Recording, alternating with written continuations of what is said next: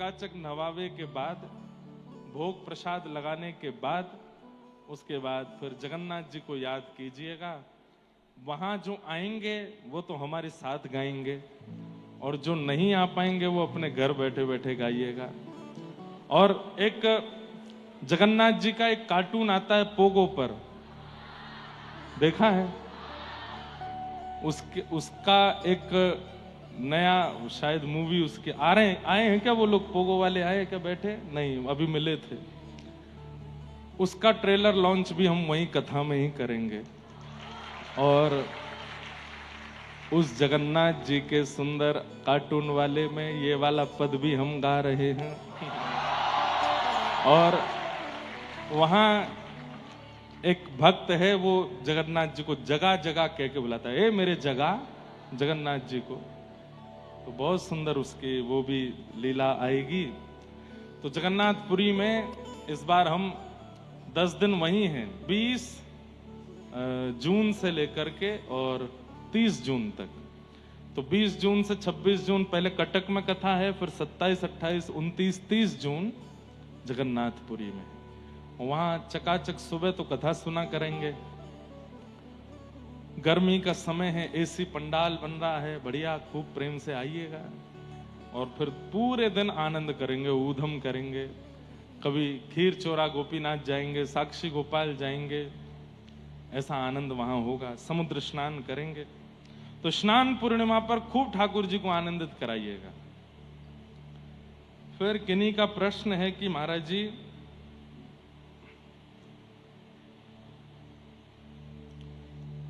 सच्ची शरणागति और केवल मजबूरी में भगवान को याद करने में क्या अंतर है? कितना बड़ा अंतर है। एक तो वही बात हो गई कि आप मुझसे वास्तव में प्रेम करते हो, मुझसे वास्तव में मित्रता मानते हो। लेकिन एक वो तरीका है कि भाई पिताजी ने कहा है कि इनकी कथा नहीं सुनोगे तो रोटी नहीं मिलेगी। कितना बड़ा अंतर है। स्वार्थ और वास्तविकता का है ये। तो कैसे पहचाने कि भीतर वास्तविक समर्पण भर रहा है या नहीं? वास्तविक समर्पण में कुछ चाहिए नहीं। जहां चाह हो, उम्मीद हो, इच्छा हो, रिक्वायरमेंट्स हो, वो वास्तविक नहीं है। जहां पर ठाकुर जी से इतनी भी चाह है कि नाथ मेरे इस कष्ट को समाप्त कर दीजिए, वो भी पूर्ण समर्पण नहीं है। जैसे राखो तैसे रहूं, जैसे राखो तैसे रहूं, ये है पूर्ण समर्पण।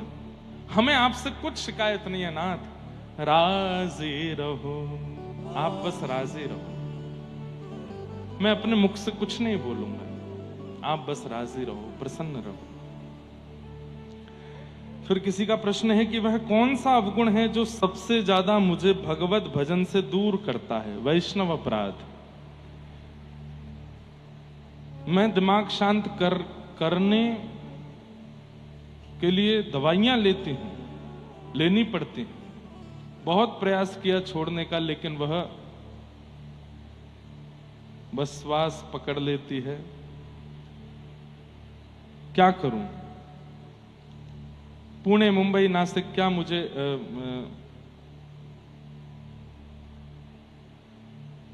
नाम जप करते समय नींद? ये भगवान, एक ही पर्ची में 5-6 प्रश्न हैं। पहला प्रश्न है कि वह कौन सा अवगुण है जो सबसे ज्यादा भगवत भजन से दूर करता है? मैं दिमाग शांत करने की दवाइयां लेनी पड़ती है। बहुत प्रयास किया छोड़ने का, लेकिन वह बारंबार पकड़ लेती है। क्या करूं?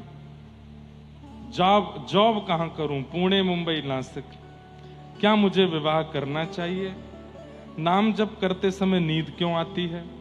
कलयुग में भक्ति से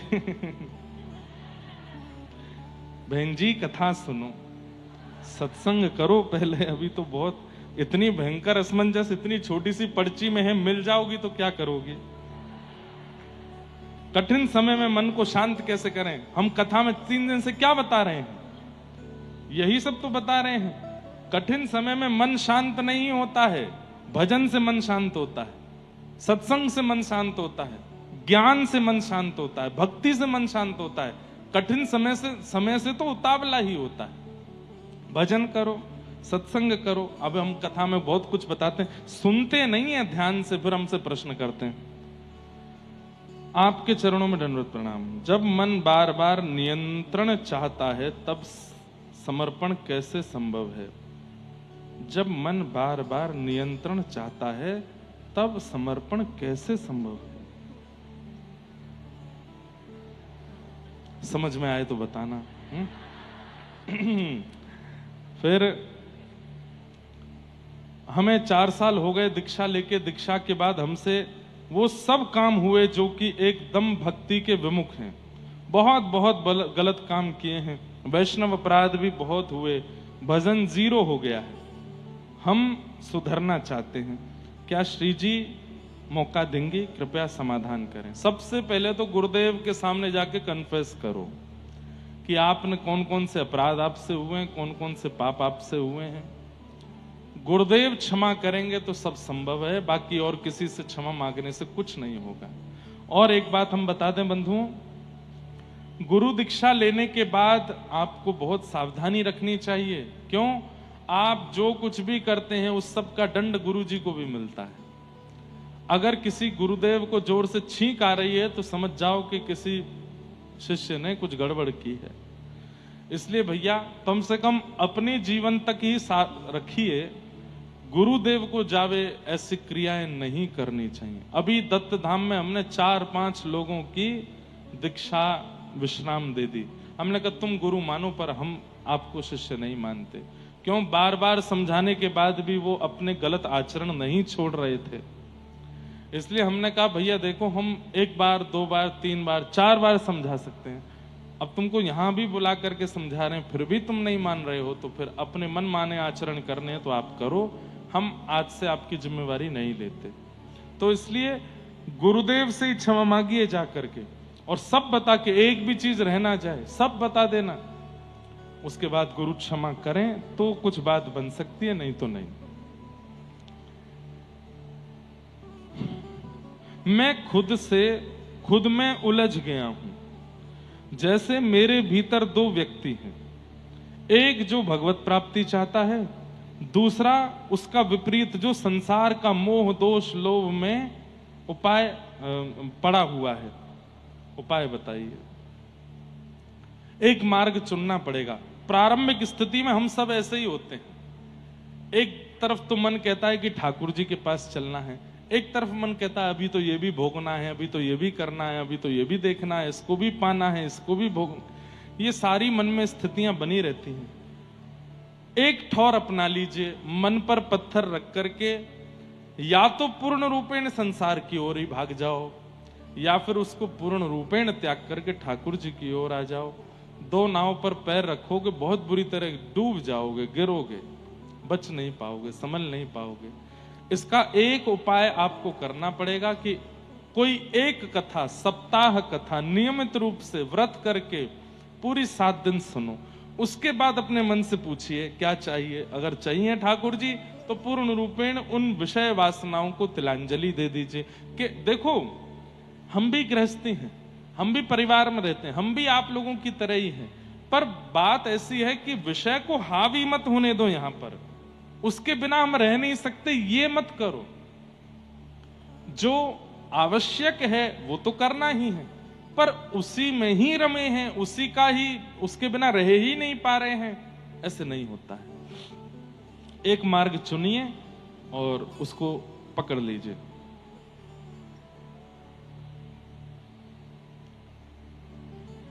जय जय मुझे कुछ नहीं चाहिए, बस एक बार मेरी ओर देख के मुस्कुरा दीजिए। लो मुस्कुरा दिए, खुश हो जाओ। फिर क्या है, अभी मैंने रामानुज संप्रदाय से दीक्षा नहीं ली है, पर क्या मैं अष्टाक्षर मंत्र जाप कर सकती हूं? दीक्षा मुझे रामानुज संप्रदाय में ही लेनी है, नहीं ली है तो नहीं कर सकते। जब तक गुरुमुख नहीं हो जाते तब तक इस मंत्र विधि को नहीं करो। वही बात है कि घर में दुनिया भर की दवाइयां हैं, सारी दवाइयां हैं, पर जब तक डॉक्टर ना बतावे नब्ज देख के बीमारी कैसी है, तब तक उसको नहीं लेना है। ले लोगे तो फिर उटपटांग हो जाएगा माहौल। ठाकुर जी जिनसे प्रेम करते हैं उन्हें विरह देते हैं। ब्रज के भाव से विरह की असली परिभाषा क्या है? प्रतीक्षा करना और मिलन की इच्छा ना रखना। बहुत उल्टी परिभाषा है।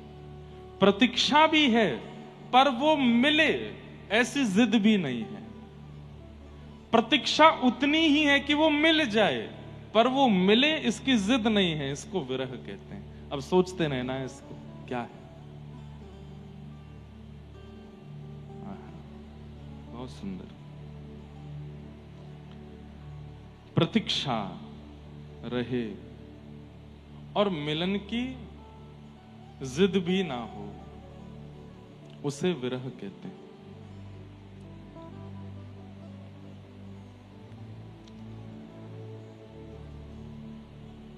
बस ये सब भाव हैं। सबको प्रणाम करते हैं। एक बहन जी ने राखी भेजी है, उनकी राखी भी स्वीकार है। और भी कुछ भाव है, अब हम बहुत जल्दी पढ़ नहीं पाएंगे सबको। प्रणाम करते हुए आज की कथा में प्रवेश करते हैं। बोलो वृंदावन बिहारी लाल की जय। कल हम लोगों ने श्रवण किया कि 88,000 सौनकादि ऋषि सूत जी महाराज से जाकर के भागवत जी की कथा सुन रहे हैं। सूत जी ने अपने गुरुदेव को प्रणाम किया और प्रणाम करके कथा कहना प्रारंभ करते हैं।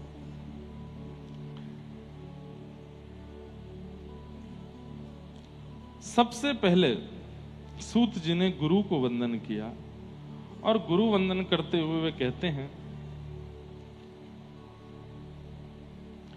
मुनय साधु पृष्ठोयम भवद्भिलोक मंगलम यत्कतः कृष्ण संप्रश्नो ये नात्मा सुप्रसिद्धति। दब रही है पूरा। हे साधु पुरुषों, आप लोगों ने जो प्रश्न किया है वो बहुत उचित है। क्यों? क्योंकि आपके प्रश्न से कृष्ण लीला का प्राकट्य होगा। यहां पर एक बात स्पष्ट करते हुए सूत जी कहते हैं कि प्रश्न सदा ऐसे करो जिन प्रश्नों से भगवत चर्चा प्रारंभ हो, भगवत लीला प्रारंभ हो। भगवत लीला भगवत चर्चा का प्राकट्य जिस प्रश्न में ना होता हो, ऐसा प्रश्न सामाजिक रूप से नहीं करना चाहिए। एकांतिक रूप में कर लो, एकांतिक भाव में कर लो। लेकिन जब समाज में पूरी संगत बैठी हो तो ऐसा प्रश्न करना चाहिए जिस प्रश्न से महाराज जी या प्रश्न का उत्तर देने वाले वो कोई लीला सुनावे, वो कोई भाव सुनावे। जैसे अनेक प्रश्न अभी देखे, उन प्रश्नों को देख करके एक चिंतन, एक भक्त की लीला हमको याद आई। एक कृष्णदास नाम के बहुत भक्त हुए हमारे व्रज में। एक सिद्ध श्री कृष्णदास थे, सिद्ध कृष्णदास। सिद्ध कृष्णदास बाबा ये बहुत कम अवस्था में, 14-15 वर्ष की अवस्था में वृंदावन आ गए। और वृंदावन आकर के इन्होंने संत महात्मा साधुओं से बस थोड़ी नाम दीक्षा ले ली और यमुना जी के तट पर बैठ करके भजन करने लगे। लेकिन इनका मन नहीं लगा। क्यों? दर्शन करने की बड़ी इच्छा होती थी। और उस समय वृंदावन में गोविंद देव जी प्रकट हुए थे, पर मुगलों के आक्रमण के कारण गोविंद देव जी जयपुर चले गए थे। बहुत ध्यान से सुनना। तो श्री सिद्ध कृष्णदास बाबा 15-16 वर्ष की अवस्था में इन्होंने कहा गोविंद देव जी नहीं है यहां पर, मैं क्या करूं? तो ये भी जयपुर चले गए। और जयपुर जाकर के वहीं गोविंद देव जी के मंदिर में जाके पुजारी जी से कहा मुझे कुछ सेवा दे दो, मैं बस दर्शन करूंगा, भजन करूंगा, सेवा करूंगा। ऐसे ही पूरा जीवन व्यतीत करना है। 15 साल का बालक। तो पुजारी जी ने इनको एक सेवा दे दी। मंदिर में ये सेवा करते, दर्शन करते, प्रसाद पाते और भजन करते। बस यही इनका काम। बहुत ध्यान से सुनिएगा बंधु। 15 वर्ष 16 वर्ष की अवस्था में गोविंद देव जी मंदिर गए। केवल प्रसाद, दर्शन और भजन यही करते, कहीं बाहर भी नहीं जाते मंदिर से। 10 वर्ष हो गए जब इनकी अवस्था हुई 26 वर्ष की। तो 26 वर्ष की अवस्था में धीरे धीरे इनको क्रोध आने लगा। और शास्त्राज्ञा करते हैं कि क्रोध प्रकट रूप है किसका? काम का। यदि किसी व्यक्ति को भयंकर क्रोध आ रहा है तो इसका मतलब है कि उसके अंदर काम भी है। काम कई बार प्रकट नहीं होता, और हमारे भारत की तो परंपरा भी ऐसी है कि काम छुपाते हैं लोग, लेकिन काम अपना दूसरा रूप दिखा देता है। क्रोध, छोटी छोटी बात पर गुस्सा आ जाता है, दांत कसकसाने लगते हैं, चिल्लाने लगते हैं, गालियां देने लगते हैं, मारपीट तक उतर आते हैं, छोटी छोटी बात पर तबाही मचा देते हैं। इसका मतलब है वो व्यक्ति के अंदर काम भी बहुत है। तो जब इनके अंदर क्रोध प्रकट होने लगा, अब मंदिर में दर्शनार्थी आते, उनसे लड़ लेते, कभी चिल्ला देते, कभी गुस्सा करते। फिर ये अपने आप सोचते मुझे इतना क्रोध क्यों आ रहा है। एक रात्रि तो ऐसा हुआ कि इनको काम का अनुभव भी हो गया।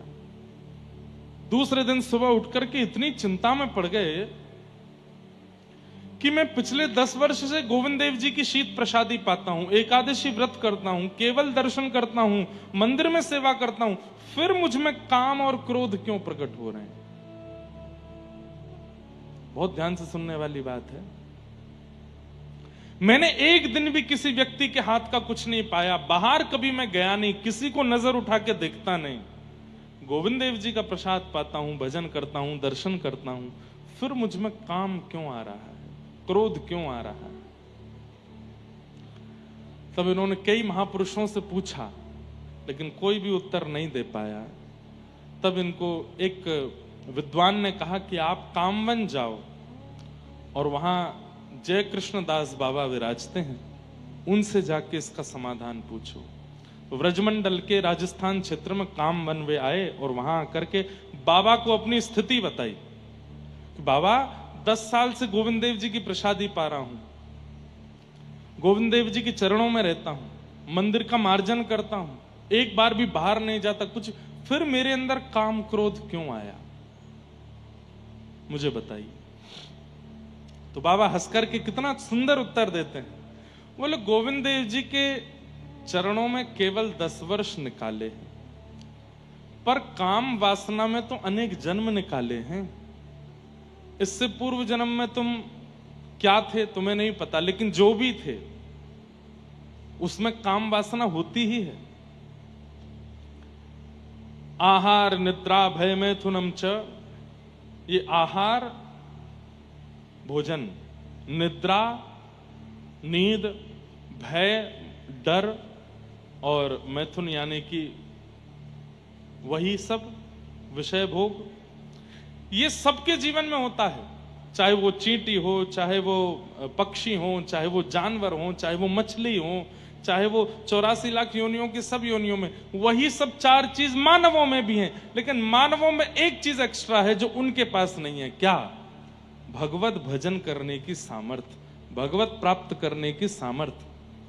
आहार हम भी पाते हैं, वे भी पाते हैं, निद्रा हमें भी आती है, उनको भी आती है, भय हमको भी लगता है, उनको भी लगता है, परिवार का वर्धन हम भी करते हैं, वो भी करते हैं, लेकिन वो भगवत प्राप्ति नहीं कर सकते, हम कर सकते हैं। केवल एक चीज हमको जानवरों से अलग बनाती है, क्या? कि हम सत्संग कर सकते हैं। तो जय कृष्ण दास बाबा ने सिद्ध कृष्ण दास बाबा को समझाया कि 10 वर्ष गोविंद देव जी की शरण में हुए हैं, पर अनेकों पूर्व से पूर्व जन्म तो काम क्रोध में निकले हैं ना, वो काम कैसे चला जाएगा इतने आसानी से। तब उदाहरण के रूप में उन्होंने एक बात कही कि कोई हरे भरे वृक्ष के पेड़ को काट करके और उसको पानी में डाल दिया जाए और फिर उसके बाद चूल्हे में लगा दिया जाए, आग लगेगी? नहीं लग सकती। एक तो हरा भरा वृक्ष, ऊपर से पानी में धर दिया गया तो गीला हो गया, अब उसमें अग्नि कैसे आ सकती है? लेकिन उसी वृक्ष को सुखा दिया जाए, पानी का स्पर्श ना होना दिया जाए और उसके बाद चूल्हे में लगाया जाए तो अग्नि पकड़ लेती है। ठीक वैसे ही हम जैसे ही भक्ति में प्रवेश होते हैं उस समय गीले वृक्ष के समान हैं। कितनी भी भक्ति की लौ जलाई जाए, जलने वाले नहीं है हम, तब क्या किया जाए? बोले एकादशी व्रत निष्ठा से करते हुए खूब सत्संग करो, खूब कथाएं सुनो। कथाएं सुन करके गिरिराज जी की परिक्रमा, वृंदावन की परिक्रमा, तीर्थ यात्राएं, ऐसे करते करते अपने उस आत्मा को सुखाओ। उसके अंदर जितने भी वो तरल पदार्थ हैं उनको सुखाइए। सत्संग करते करते करते करते एक दिन आएगा वो सूख जाएगा, और उसके बाद भक्ति की लौ जब लगाई जाएगी तो वो प्रज्वलित हो जाएगा।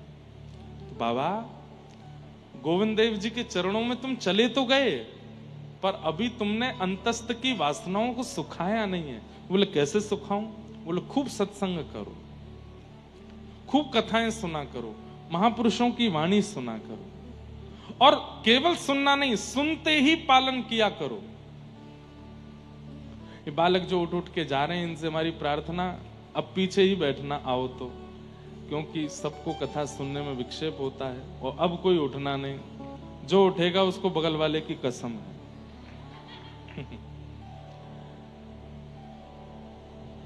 एक तो सबसे आगे बैठे फिर उठ के जा रहे हैं, तो पीछे बैठना चाहिए था। क्या बता रहा था मैं? क्या बता रहा था? कहां था? हाँ, सत्संग करके तन को सुखाओ। तब उन बाबा ने खूब सत्संग किया, और सत्संग करते करते करते करते करते ब्रजमंडल में ही एक गांव में रहने लगे। और उन्होंने अपना नियम कैसे बना लिया? भिक्षा में आटा मांग करके लाते और नीम के पत्ते तोड़ते, आटा में यमुना जल मिलाते और नीम के पत्ते सिलवट्टा पर घिस करके उसकी चटनी बनाते, और आटे की लोई बना करके उसको अग्नि में आंच में थोड़ा भून करके और फिर उसमें नीम की चटनी डाल के खाते। खा सकते हो? और ऐसा उन्होंने 35 वर्ष तक किया। 35 वर्ष तक ऐसे पा करके रहते, और एकादशी के दिन कुछ भी नहीं पाते। इतना कठोर व्रत किया, इतने कठोर नियम में रहे और केवल कथा सुनते। तब 35 वर्ष बाद जाकर के उनके अंतस्थ की जितनी भी विषय वासनाएं आदि थी वो सब नष्ट हुई। और किशोरी जी के मन में आया और ललिता जी से बोली, ललिता व्रजमंडल में रह तो भयो भी कोई सूख हो आटो पावे, नीम की पत्ती खावे, मुंह को बड़ो कष्ट होवे। तू या बाबा को जाए करके खूब सामग्री पवाए क्या, तभी मैं राजी होंगी। तब ललिता जी गईं और रूप बदल करके गईं, बाबा से जाए करके बोली, बाबा मेरी मैया ने तुम्हारे काज सामग्री भेजी है ना, पाए लो। बाबा बोले मैं बाहर को कछु ना पाऊं। तो फिर उन्होंने कहा मैं श्री जी को भोग लगाए के लाई हूं। ये सुनते ही तो बाबा प्रसन्न हो गए। बाबा की नेत्रों की ज्योति जा चुकी थी इतने कठोर व्रत करने से। ललिता जी बोली, बाबा तुम्हें दिखाना है? बोले ना। बोले मैं अपने घर में काजल बनाऊं, लगा दूं आंखन में? बोले लगाए दो। जैसी आंखन में लगाई, बोले खोलो। खोल करके देखा तो आपको स्पष्ट दिखने लगा, लेकिन ललिता जी अंतर ध्यान हो गई। तब आप बहुत रोए, समझ गए कि किशोरी जी कृपा कर रही हैं, पर आ क्यों नहीं रही हैं सामने। तब कालांतर में आगे फिर लंबा चरित्र है उनका। फिर यही गोवर्धन में मानसी गंगा में रहे, और फिर वहां जाकर के समय आने पर इनको किशोरी जी का अनुभव हुआ। सोचो, इन कथाओं को सुनकर के मुझे कभी कभी लगता है कि हमें मिलेंगी श्री जी, हमें मिलेंगे ठाकुर जी, हम पर कृपा करेंगे कभी ठाकुर जी। हमारे अंदर तो सब है। भजन करके नष्ट करना भी हो तो भजन भी कौन सा हम अच्छे से करते हैं, नाम जप भी कौन सा अच्छे से करते हैं। मैंने खुद पे अनुभव किया। अभी हम दत्त धाम में थे, महाराज जी ने नियम दिया 5000 मंत्र रोज करने हैं। करता था तो करते करते कभी कभी झपकी आ जाती, तो फिर अपने आप को उठाते, आंखों पे पानी डालता, फिर करता। झपकी क्यों आ रही है? क्योंकि अभी मिलन की उतनी उत्कंठा नहीं है, इसलिए झपकी आ रही है। मन में खुद पे विचार होता था। फिर करते करते करते करते कभी कभी माला हाथ से छूट जाती थी। तो नियम तो ऐसा है कि हाथ से माला छूट जाए तो फिर दोबारा से शुरू करो, पर हम इतने चतुर, मैं अपनी ही बात बता रहा हूं, किसी और की नहीं। हम नीचे से यूं करते, वहीं से जहां यहीं से पकड़ लूं, पकड़ के कर लूं, अब दोबारा से शुरू से करना पड़ेगा। हमको इतना भार क्यों लग रहा है? क्योंकि अभी मिलन की उत्कंठा नहीं बढ़ी। ये खुद चिंतन में आया।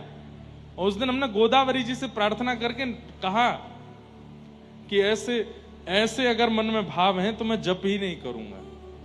मेरे को निद्रा की इच्छा हुई क्यों, या मेरे हाथ से माला छूटी तो मैंने ऐसा क्यों नहीं सोचा कि मैं शुरू से करूं, बीच से क्यों, ये उत्कंठा क्यों नहीं आ रही। इतनी कथा गाने के बाद भी उत्कंठा नहीं आ रही, इतनी लाल जी की सेवा करने के बाद भी उत्कंठा नहीं आ रही, इतना वृंदावन में रहने के बाद वृंदावन वृंदावन। आप लोग तो चलो 7 दिन के लिए हम आए तो राधा राधा बोल रहे हो, वृंदावन वृंदावन बोल रहे हो। हम तो, हमारा तो काम ही यही है। दिन रात कोई मिलने भी आता है तो राधे राधे बोलता है। दिन रात किशोरी जी का नाम गाते हैं, वृंदावन का नाम गाते हैं, जगह जगह कथाएं करते हैं, वृंदावन का यश गाते हैं, लाल जी की, फिर भी मन में वो उत्कंठा क्यों नहीं आ रही है। तब ये चरित्र पढ़ा और उस चरित्र से लगा कि अभी तो बहुत सुखाना है, अंदर वो तरल पदार्थ है जो अग्नि को पकड़ नहीं पा रहा है भक्ति की। और वो तरल पदार्थ कैसे जाएगा, खूब सत्संग करके जाएगा। और सत्संग करने का मतलब बैठ के सुनना नहीं, सुनते ही पालन करना। तो हमने नियम क्या बनाया, अभी गृहस्थाश्रम में है, परिवार में है, इतने ज्यादा नियम तो नहीं ले सकते, पर जो भी कथा भक्तमाल जी की, भागवत जी की, मानस जी की पढ़ते हैं, उसमें से जो पालन हो सकती है उसी समय पालन होनी चाहिए, उसी समय लगनी चाहिए, उसी समय से करनी है। धीरे धीरे धीरे धीरे कई अवगुण थे, सबको धीरे धीरे छोड़ते जा रहे हैं, सब धीरे धीरे शांत करते जा रहे हैं। अब बताने वाली बात नहीं, हमारे दत्त धाम वाले महाराज जी ने इतना बड़ा फोन गिफ्ट किया हमको, कीपैड वाला इतना बड़ा है वो। हमने निर्णय कर लिया है कि कुछ दिन बाद हम एंड्रॉइड फोन ही बंद कर देंगे, वही चलाएंगे कीपैड वाला। इतना बढ़िया प्यारा सा फोन है, छोटा सा, उसमें फेसबुक वगैरह कुछ नहीं चलता। लेकिन धीरे धीरे करो, पर करो जरूर। हम धीरे धीरे कर रहे हैं क्या, विषयों की तरफ भाग रहे हैं। धीरे धीरे उनसे बच के आगे निकलो। गृहस्थ आश्रम में भी हैं तो गृहस्थ आश्रम का निर्वहन भी इस भाव से करो कि यह वंश भी आगे बढ़े तो भगवत भक्तों से ही बढ़े। हमारे घर में धन कमाने वाला या ऐश्वर्य कमाने वाला बालक हो, हे श्री जी आपकी कृपा से, लेकिन उससे भी ज्यादा आपके नाम को कमाने वाला, आपके यश को कमाने वाला बालक हो, ऐसी भावना। तो थोड़ा थोड़ा सुखाई अंदर से, ये अभी गीला है मन, इसलिए भक्ति की लौ इतनी जलाई जाती फिर भी नहीं जलता। ये प्रज्वलित हुई मीराबाई, आज तक प्रज्वलित हैं। प्रज्वलित हुए श्री सूरदास, आज तक प्रज्वलित हैं। प्रज्वलित हुए जना भाई तुकाराम नामदेव, आज तक प्रज्वलित हैं। हम हो ही नहीं पा रहे हैं, क्यों? सत्संग नहीं है जीवन। वो सत्संग है भी, कथा सुनते भी हैं। आज पूज्य प्रेमानंद जी महाराज को कितने लोग सुनते हैं, हजारों लोग सुनते हैं, पर उनकी सब सुनते हैं पर मानता कोई नहीं है। करते वही हैं जो मन चाहता है, करते वही हैं जो बुद्धि चाहती है। मतलब क्या है, हम लोगों की स्थिति ऐसी होगी, कैप्चर तो कर रहे हैं पर लागू नहीं कर रहे हैं, लागू नहीं कर रहे हैं। और ऐसे लोगों को आपने देखा है जो इकट्ठा करते जाते हैं, बस इकट्ठा ही करते जाते हैं, लगाते कहीं नहीं है। ऐसे लोगों को ही लोभी कहा जाता है, जो इकट्ठा तो बहुत करते हैं पर उसका प्रयोग नहीं करते, उसको लगाते नहीं है। जैसे छोटे बच्चों में, हम लोग भी जब छोटे थे, पेन इकट्ठे करने की, ये भी पेन हमारे पास, ये वाला पेन भी हमारे पास, मीटर वाला पेन आता था, उसमें मीटर चलता था, वो भी मीटर वाला पेन तो आया पर 10 से ऊपर उसके कभी मीटर गया ही नहीं, लिखते ही नहीं थे। तो संग्रह करने की स्थिति तो हमारी बन गई है, पर प्रयोग करने की स्थिति हमारी नहीं बन पा रही, इसलिए भगवत दर्शन हो नहीं पा रहा है। यदि लालसा है,